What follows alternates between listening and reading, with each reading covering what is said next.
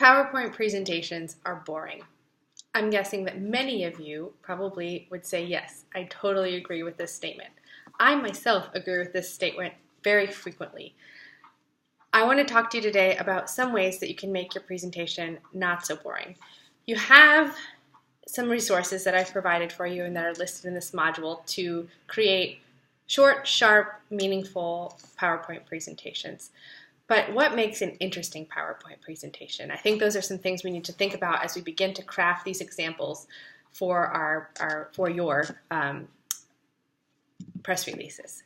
So I want to talk about a couple main points that you guys need to be thinking about. All the same things that we've been talking about, storytelling, etc., are extremely important.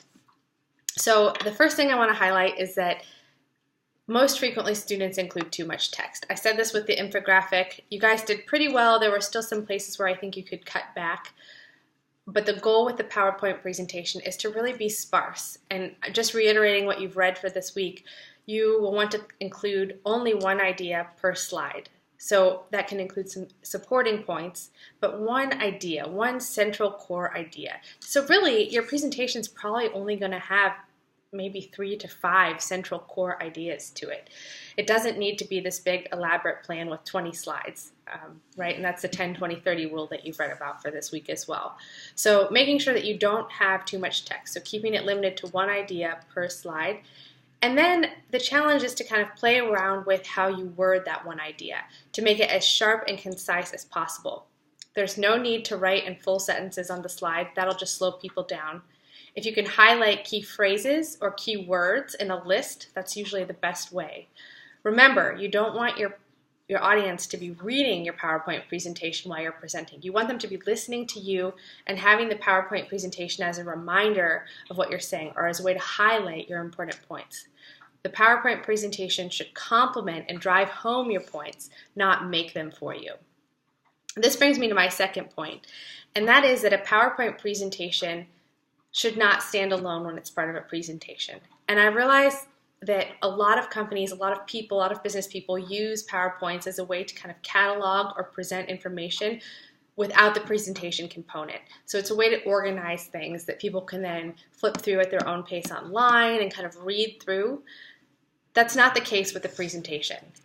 As long as there's a performance or a delivery of the information alongside the PowerPoint, you can cut down on text significantly. So this is why I highly encourage you to include speaker's notes so that I, as the person, as your audience, can differentiate between what you're going to be saying and what the audience is seeing and how those two things align and parallel one another to work together. This is a really fine balance. It's extremely hard to achieve, but with practice, it is possible. So I want you to keep in mind that this is a presentation for delivery, not just a flat set of slides that's going to be circulated through an organization. And again, I encourage you to include speaker's notes.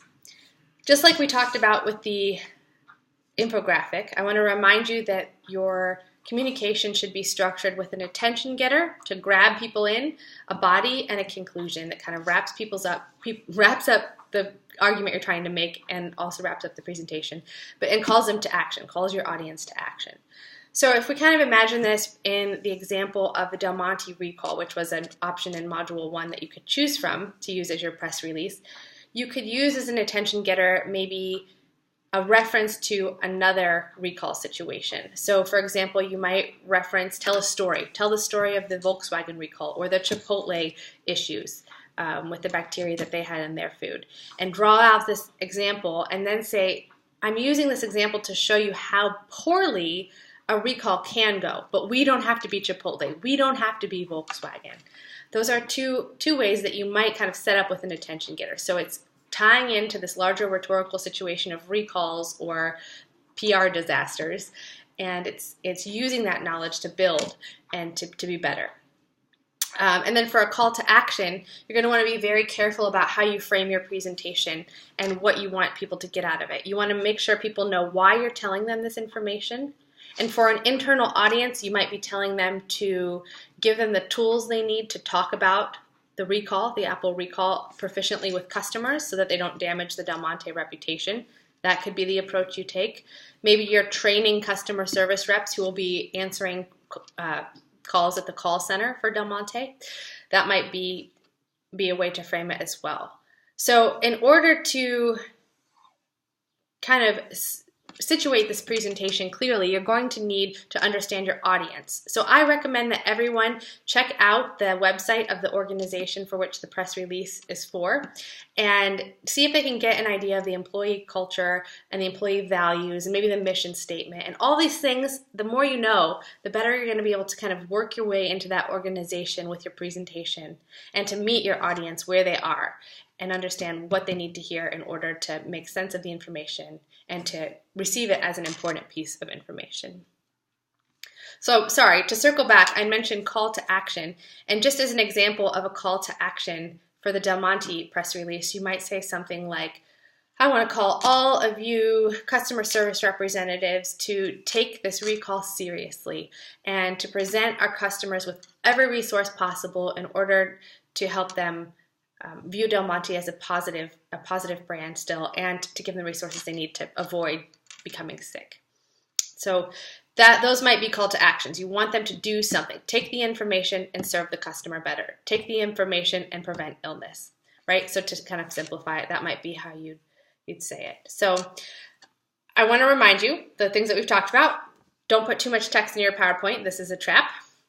Remember that speaking notes are a really helpful way to delineate what will be said versus what will be seen in a presentation.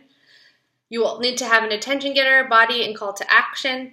And lastly, you will need to make sure your audience knows why this information is important to them. Why should they listen? Why should they take notes? Why should they internalize what you're saying? So these are some common mistakes I see in student work, in business practitioners' works, in communication scholar presentations. All of these things are continual themes that crop up in bad PowerPoint presentations, or not even bad, but disinteresting or not informative or distracting PowerPoint presentations. So in addition to the YouTube videos that you've watched, TED Talks that you've watched, the tips that I've read in your book, I hope that you'll find these tips very helpful in moving forward as you create your PowerPoint presentation. So reach out to me. I'm here. There's my call to action. If you have questions, I'm here to help with PowerPoint presentations or any other things that you might have going on. So I hope that you all have a wonderful day, and I'll see you on the discussion board. Ciao.